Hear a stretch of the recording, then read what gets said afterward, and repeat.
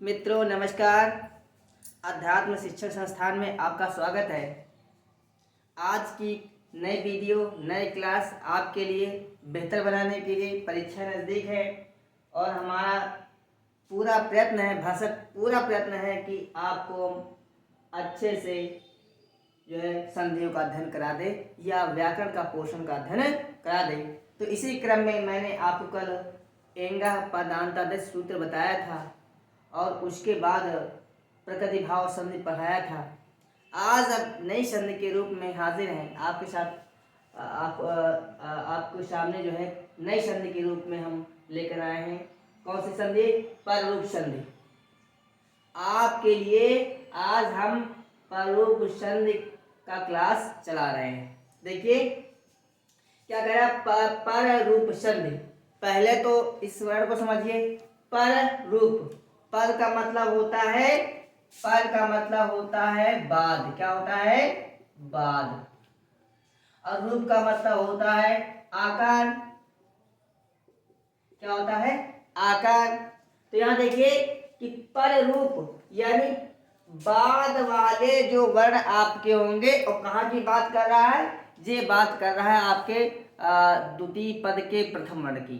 कहाँ की बात कर रहा है? द्वितीय पद के प्रथम वर्ण की। वही कह रहे हैं कि पर रूप यानी बाद वाला वर्ण आदेश हो जाता है, यानी पर रूप जो दूसरे ये द्वितीय पद का जो प्रथम पद का द्वितीय पद का जो प्रथम वर्ण का जो आकार रहेगा, रूप रहेगा, उसी का रूप निकल करके पहले वाले वर्ण में चला जाएगा। देखिए जैसे कैसे, जैसे लिखा हुआ है। सूत्र की परिभाषा क्या है? देखिए कह रहा है एंग पर रूपम। सूत्र क्या है? एंग पर रूपम। यहां देखिए एंग क्या है? एंग जो है आपका प्रत्याहार है। क्या है? एंग क्या है? प्रत्याहार। एंग और एंग प्रत्याहार में कौन कौन से वर्ण आते हैं? ए और ओ। कौन कौन से वर्ण आते हैं? ए और ओ। एंग, ठीक है। और पर रूप एंग पर रूप। एंग में कौन कौन से वर्ण आएंगे? एंग में एंग प्रत्याहार में ए और ओ वर्ण आएंगे। और उसके बाद क्या? पर रूप। यानी क्या कह रहा है कि एंग प्रत्याहार क्या हो? पर में हो, बाद में हो। कहाँ हो? बाद। यानी एंग यानी ए और ओ वाले जो वर्ण आएंगे पर माने बाद में होंगे। और कहाँ पर होंगे? द्वितीय पद के प्रथम वर्ण में। देखिए एंग का मतलब होता है ए और ओ। फिर कहा पर रूप, तो कह रहे पर माने बाद में होंगे, ठीक है। कहाँ पर होंगे? बाद में। यानी बाद में कहाँ पर? द्वितीय पद के प्रथम वर्ण में। अच्छा, जब देखिए जब एंग प्रत्याहार का वर्ण द्वितीय पद के प्रथम वर्ण में होगा तो उसके पहले कुछ वर्ण होगा, क्योंकि संधि करने के लिए हमेशा दो पदों की आवश्यकता होती है। तो मैंने यहाँ की बात बता दिया है। एंग माने ए और ओ की बात मैंने बता दिया है। यानी ये दूसरा पद हो गया, प्रथम पद हो गया, तो इसके पहले भी तो कोई पद होगा। तो इसके पहले कौन सा पद है? देखिए अब इसको सूत्र को पढ़ लीजिए। क्या कहा? एंग पर रूप क्या कहता? पर रूप। पहले बात तो देखिए सूत्र कैसा है? पर रूप संधिविद सूत्रम। यह सूत्र पर रूप संधि का विधान करता है। और क्या कहता है आगे? यदि अवर्णांत उपसर्ग के बाद, क्या कहा है? यदि अवर्णांत उपसर्ग के बाद एंग, ये अब एंग मतलब ए और ओ, ठीक है। अवर्णांत उपसर्ग के बाद यदि एंग ए ओ से प्रारंभ होने वाली कोई धातु हो, यहां पर क्या होगी? ए ओ से प्रारंभ होने वाली कोई एक धातु होगी, तब पूर्व वर्ण के स्थान पर, यानी यहां के स्थान पर, इस वर्ण के स्थान पर, इसके स्थान पर क्या कह रहा है? पूर्व वर्ण के स्थान पर यानी बाद वाला वर्ण आदेश हो जाएगा। जब यहां पर आदेश ये हो जाएगा तो इसका मान खत्म हो जाएगा, जे इसका अस्तित्व पूरा खत्म हो जाएगा। फिर से देखिए, यदि अवर्णांत उपसर्ग के बाद, ठीक है, एंग आ वरांत उपसर्ग के बाद यदि एंग ए ओ से प्रारंभ होने वाली कोई धातु हो तब पूर्व वर्ण के स्थान पर, पूर्व वर्ण यानी आ के स्थान पर वर्ण ए आदेश हो जाएगा या ओ वर्ण आदेश हो जाता है। समझ में आया? फिर देखिए यदि आ वरांत उपसर्ग के बाद एंग ए ओ से प्रारंभ होने वाली कोई धातु हो तब पूर्व वर्ण के स्थान पर यानी बाद वाला वर्ण आदेश हो जाता है। यानी आपको इस प्रकार से आएगा आ धन ए या ओ, इस प्रकार से आपको कह रहा है। इसका मतलब होता है कि पूरे का जो लिखा हुआ का मतलब सिर्फ इतना है। और जो आपका आ आएगा ये किसी उपसर्ग किसी धातु के साथ में आएगा। ये स्वतंत्र अवस्था में नहीं आएगा। ये किसी न किसी धातु के साथ में आएगा, चाहे प्रा में आए, चाहे उप में आए, जिसमें आए, लेकिन आएगा ये किसी न किसी के साथ में ही आएगा। ये आ स्वतंत्र अवस्था में नहीं आएगा, लेकिन इसको हम क्या करेंगे, बाद में हम स्वतंत्र अवस्था में करेंगे, क्योंकि हमें जब संधि आदि कार्य करना है तब इसको हम क्या करेंगे, संधि आदि करने के लिए इसको स्वतंत्र अवस्था में लाएंगे। फिर देख लीजिए एंग पर रूपम, एंग पर रूपम कह रहा है एंग प्रत्याहार का वर्ण बाद में होने पर। जब एंग प्रत्याहार का वर्ण बाद में होगा तो प्रारंभ में कुछ ना कुछ होगा। तो प्रारंभ में क्या होगा, आ वरांत उपसर्ग के साथ आएगा, यानी आ आएगा वो भी किसी वर्ण के साथ में आएगा, किसी उपसर्ग या धातु के साथ में आएगा। देख लीजिए एंग पर रूपम, एंग प्रत्याहार का वर्ण बाद में होने पर, जब एंग प्रत्याहार का वर्ण बाद में आएगा तो प्रारंभ में शुरू में कुछ न कुछ आएगा। तो शुरू में क्या आएगा, आ वर्ण आएगा। और आ वर्ण कैसा आएगा, किसी उपसर्ग के साथ में आएगा। मैंने बताया जब प्रा के साथ में आए, जब उप के साथ में आए, तो कह रहे हैं कि पूर्व वर्ण के स्थान पर यानी इसके स्थान पर, यानी आ के स्थान पर क्या करेंगे, पर यानी बाद वाला वर्ण आदेश कर देंगे। ठीक है, या ए आदेश करेंगे या ओ आदेश करेंगे। अब जब आदेश कर देंगे तो इसका मान खत्म हो जाएगा, क्योंकि इनके स्थान पर इसके स्थान पर क्या आ रहा है, ए आ रहा है या ओ आ रहा है, तो इसका मान खत्म हो जाएगा। ठीक है, अब उदाहरण देखते हैं।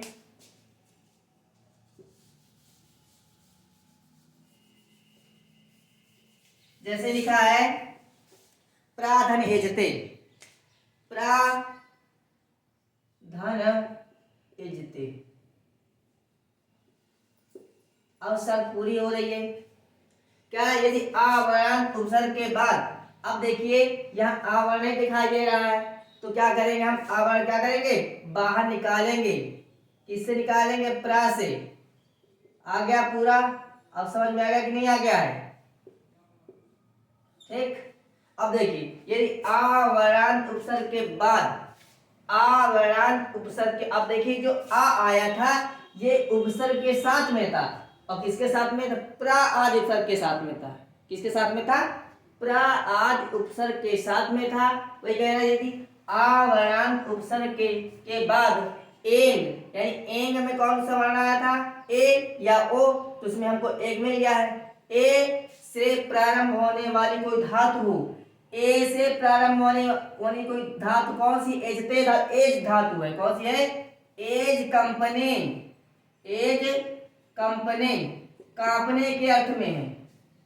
ठीक है, एज कंपनी धातु यहाँ पर है।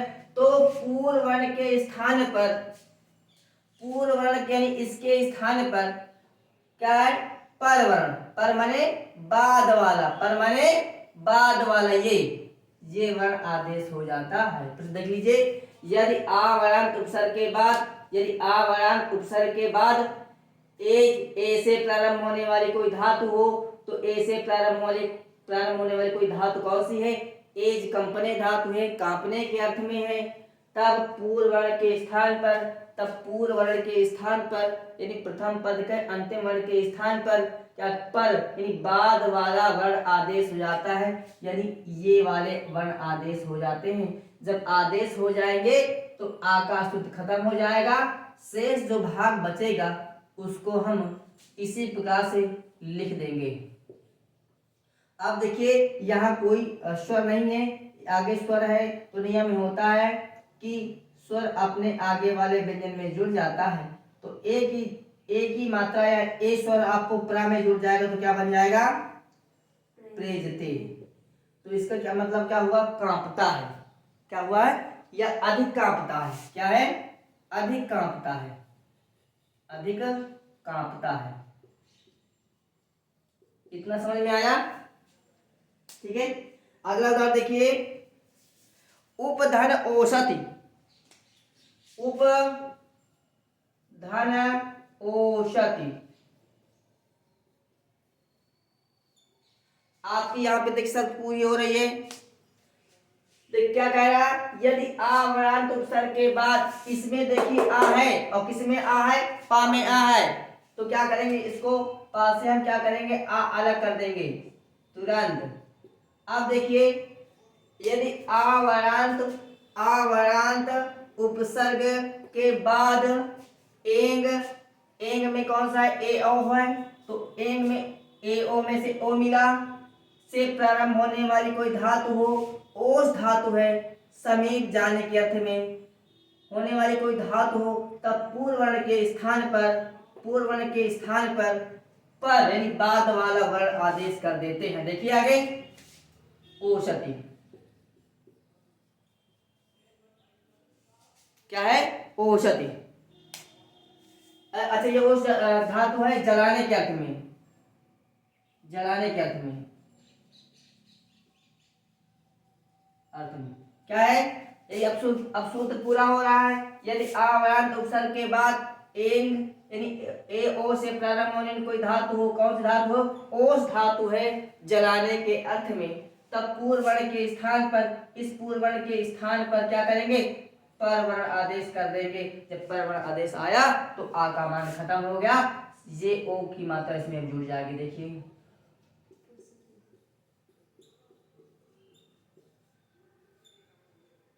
ये ओ इसमें चला गया, क्या बना? उपोषध। क्या बना? उपोषध।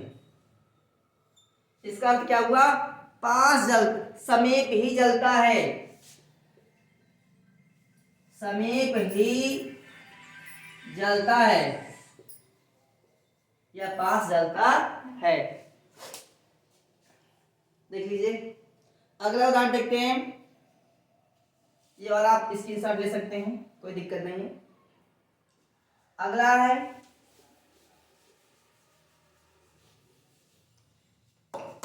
प्राधन एष्यति। प्राधन एष्यति। एष्यति ये किस अब देखिए, यदि आवरण उपसर्ग के बाद आवरण है और किसके साथ में? उपसर्ग के साथ में। किस उपसर्ग के साथ में? प्रा उपसर्ग के साथ में। तो हम क्या करेंगे? प्रा से हम क्या करेंगे? आ निकाल देंगे, धन एष्यति लिख देंगे, कोई दिक्कत नहीं यहाँ पर। अब देखिए परिभाषा के अनुसार शर्त पूरी हो रही है। यदि आवरांत उपसर्ग के बाद एंग, आवरांत उपसर्ग के बाद एंग यानी ए ओ से प्रारंभ होने वाली कोई धातु हो, तो एंग से प्रारंभ होने वाली या ओंग से प्रारंभ होने वाली कोई धातु कौन सी? एस धातु है। क्या कौन सी धातु है? एस धातु है। और एस धातु है भेजने के अर्थ में। किस अर्थ में है? भेजने के अर्थ में। भेजने के अर्थ में। तो तब पहले धातु हो तो तब पूर्व वर्ण के स्थान पर, पूर्व वर्ण के स्थान पर यानी इसके स्थान पर माने बाद वाला वर्ण आदेश हो जाता है। तो इस प्रकार से हो जाएगा। तो क्या हो जाएगा? प्रेषयति। क्या इसका मतलब क्या हो जाएगा? इसका अर्थ होगा भिजवाता है या भेजता है या भिजवाता है। ठीक है, प्रेषयति। अगला उदाहरण देखते हैं नीचे, उपधन एजते। अगला देखते हैं उपधन एजते। इसमें भी सिर्फ क्या करेंगे? पा से आ अलग कर देंगे, धन एजते हो गया है।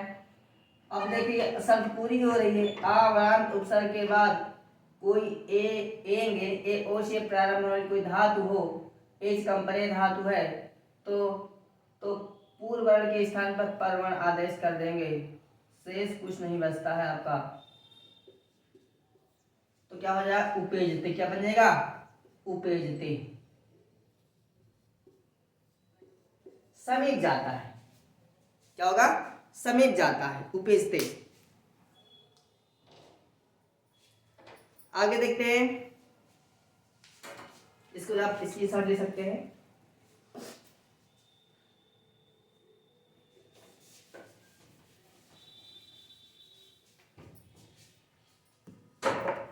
प्राधन औषधि, प्राधन औषधि,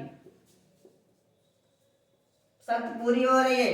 प्रा में क्या है, आ है, हमने आ निकाल दिया बाहर, धन औषधि आ गया है, औषधि।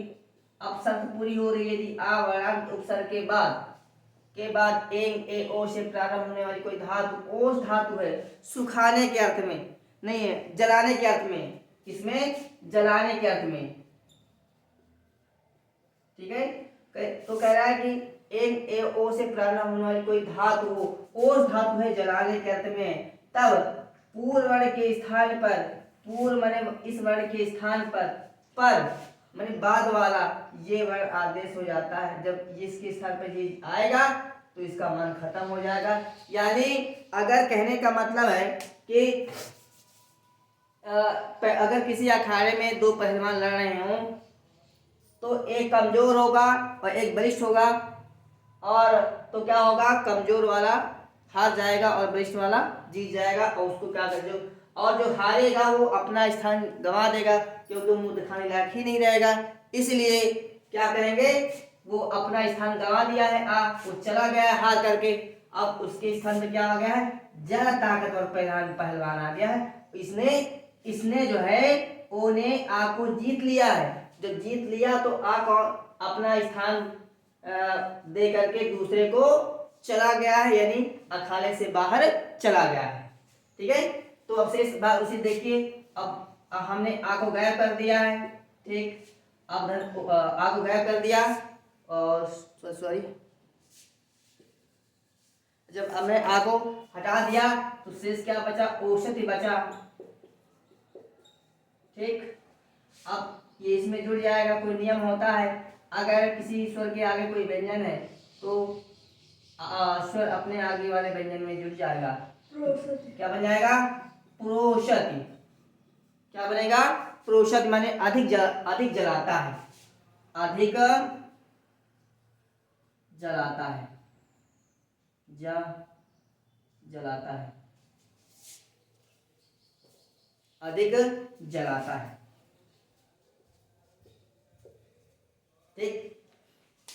एक और देखते हैं,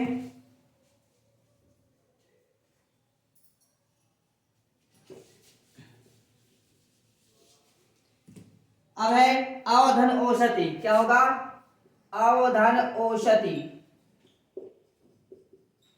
क्या है, सब पूरी हो रही है। आ में क्या है, वा में क्या है, आ है, क्या करेंगे, बाहर निकाल देंगे वा से, आ गया धन औषधि, शर्त पूरी हो रही। यदि आवर्णांत उपसर्ग के बाद एन यानी ए ओ से प्रारंभ वाली कोई धातु ओस धातु है जलाने के अर्थ में, तो पूर्व वर्ण के स्थान पर परवर्ण आदेश हो जाएगा, तो क्या हो जाएगा,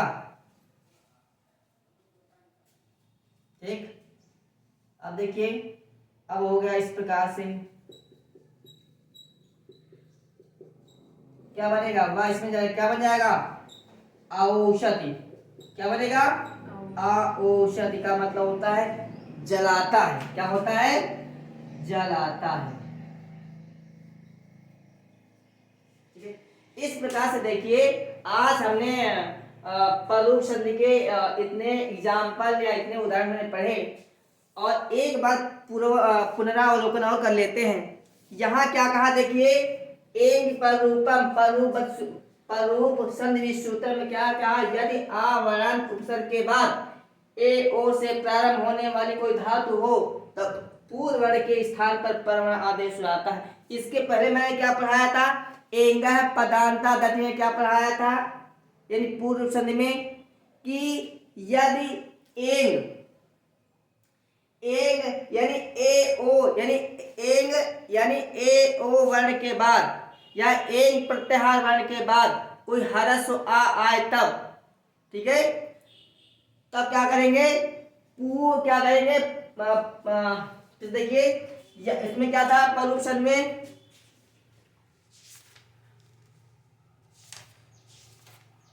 क्या है, यदि पदांत, क्या कहा, यदि पदांत एंग ओ, ठीक है, के बाद अत आ आए यानी ह्रस्व आ आए तब अत के स्थान पर वही पूर्ण रूप हो जाता है। कहने का मतलब यह है कि पूर्ण रूप जो है पर रूप का जस्ट विपरीत है। और इसको देख लीजिए, इसको समझ लीजिए क्या कहा है पूर्ण रूप में, दोनों को मैं करता हूं। ये पर रूप की बात कहा, पूर्ण रूप में क्या कहा है, पूर्ण रूप में यदि एंग, और एंग में कौन सा ए ओ के बाद, यानी एंग ए ओ के बाद आ कोई के बाद आ आए तब, तब क्या होगा, तब अत के स्थान पर, तब आ के स्थान पर पूर्ण रूप आदेश हो जाता है।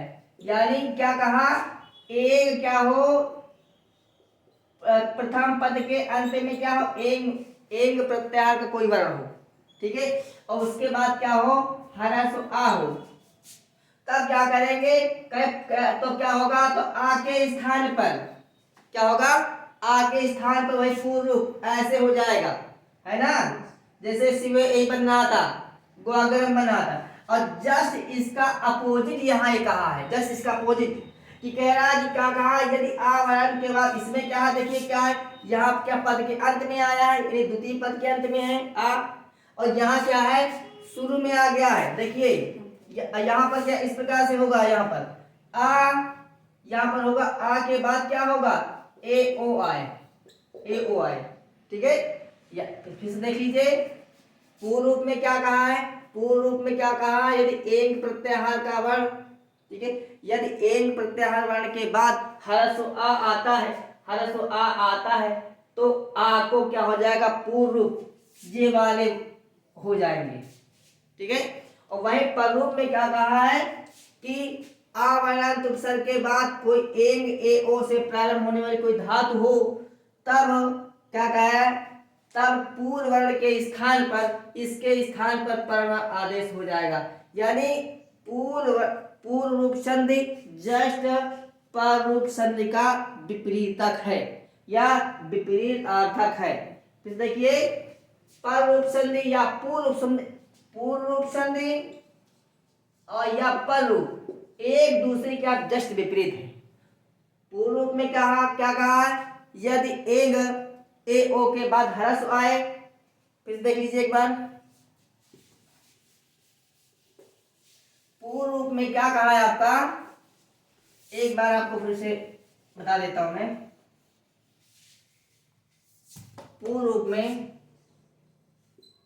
रूप में क्या कहा है, यदि क्या एंग यानी ए या ओ के बाद में ह्रस्व आए तब, ठीक है, तब आ के स्थान पर क्या करेंगे, पूर्व रूप आदेश करेंगे। वही पर रूप में क्या कहा है, पर रूप में कहता है यदि आ वरांत उपसर्ग के बाद ए ओ से प्रारंभ होने वाली कोई धातु हो, तब पूर्व रूप के स्थान पर क्या करेंगे, पर रूप आदेश कर देंगे। और यहाँ जो आएंगे आपको ए और ओ में आएंगे या किसी न किसी धातु के रूप में आएंगे। और यहाँ जो आएंगे आपके धातु के रूप में नहीं आएंगे, किसी न किसी शब्द रूप के साथ में आएंगे, ठीक है। ये और कैसे आएंगे, पदांत आएंगे। कैसे आएंगे, पदांत देगा। यदि पदांत हो जैसे हरे धन और था, तो क्या है, देखिए शब्द रूप में है कि नहीं, और क्या पदांत, क्योंकि ये पद बन चुका है तो इसको क्या बन रहा था, इसका हरेव बन रहा था इस प्रकार से, है ना। और यहाँ पर क्या है, यहाँ पर कोई किसी न किसी धातु के रूप में आएंगे, किसके रूप में आएंगे, ये ए और ओ किसी न किसी धातु के रूप में आएंगे। और यहाँ पर जो आपके आएंगे ए और ओ, ये धातु के रूप में नहीं आएंगे, ये किसी न किसी शब्द के रूप में आएंगे, जो अभी आप पढ़ रहे थे। जैसे ये पूर्व वाला, जैसे कि इसमें ये था कौन सा, हरे एव, तो शब्द रूप के रूप में आया। और ये कौन से आए, ये धातु रूप के रूप में आए। जैसे प्राधान्य एजते था ना, प्राधान्य एजते, एज का परे धातु है। फिर देख लीजिए पूर्व रूप में जो आपका ए और ओ आएगा वह किसी न किसी शब्द रूप के साथ में आएगा। और जो पर रूप में जो बाद में आएगा ए और ओ, वो किसी न किसी धातु रूप के साथ में आएगा। धातु माने होता है क्रिया और शब्द रूप माने होता है संज्ञा, और संज्ञा में किसी का नाम होगा और धातु में होगा किसी क्रिया, जाना, जलना, खाना, पीना, मारना, ठीक है, ये सब क्रियाएं हैं। और संज्ञा में क्या है, किसी का नाम होगा। तो नाम जैसे हरे एव है, रामे ओ हो गया, को अब हो गया, क्या संज्ञा है, ठीक है। तो मैं आशा करता हूं कि ये संधि जो आपकी परोक्ष संधि आपको समझ में आ गई होगी। अगले क्लास में मैं जो शेष भाग बचेगा आपका सकंदु, करकंदु इत्यादि, मनीषा इत्यादि, उसको करवाऊंगा। अगली क्लास में आपकी परोक्ष संधि खत्म हो जाएगी। तब तक के लिए जय हिंद, जय भारत।